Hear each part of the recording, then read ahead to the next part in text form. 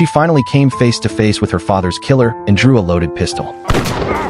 Cheney was shot once but wasn't seriously hurt, and he quickly moved toward her. Her second shot misfired. Then Cogburn heard the gunshot and ran down from the hill, but Cheney had already dragged the girl across the river. That's when Ned and his gang showed up, so Cheney really did join Ned. Ned questioned the girl. Who else down there? Marshal Cogburn and 50 more officers.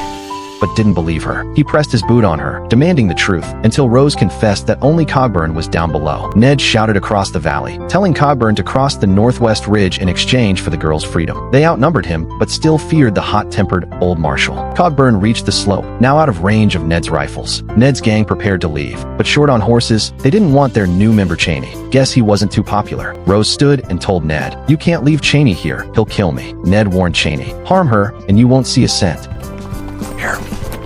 We're right up with you. I will pay you $50 out of my winnings. I am not happy. This was the worst Thanos moment ever, abandoned by his own crew. Knowing he'd be captured, he begged Cheney to let him go, promising a written statement to reduce Cheney's sentence. But Cheney suddenly snapped. He pinned the girl down, held a knife to her throat, and was going to finish her, just like her meddling father. Right then, Labaroff arrived and knocked Cheney out with his rifle butt. He'd heard the shots, rushed to the river, and made a plan with Cogburn. He'd save the girl while Cogburn took on Ned's gang alone. Cogburn stood fearless, facing 4 men without a flinch. Ned wasn't worried either. After all, they had the numbers. Then Cogburn drew both pistols and started a 1-against-4 shootout on the plain. Cogburn's aim was true. He took down one of Ned's men first. Labaroff set up his carbine on the ridge, but they were moving too fast. Cogburn was hit in the shoulder, but fired again, landing a lethal shot. Soon only Cogburn and Ned were left on the plain. As they closed in, it was Cogburn's horse that fell, but Ned was hit too.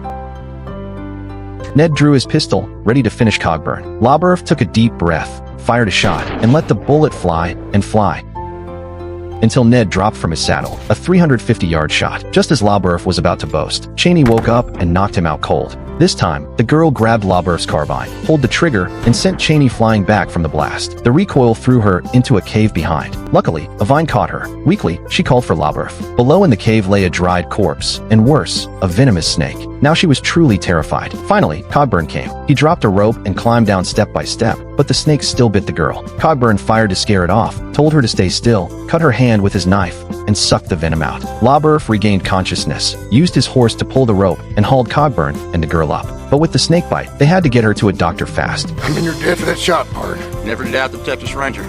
Come on! The once drunken Marshal suddenly showed such warmth. Cogburn rode hard, racing across the prairie without rest. Through the woods, he stopped his grumbling and focused only on urging the black pony forward. The pony ran until it could no more, collapsing in exhaustion. To end its suffering, Cogburn put the horse down. Tears streamed down the girl's face for the companion she'd known only days. Without a moment's pause, Cogburn, sweating, panting, his heavy body straining, carried the girl onward. He ran for who knows how long as large snowflakes began to fall. At last, he spotted a house. He fired a shot. A light came on inside. Cogburn sank to his knees, sighing. Grown old.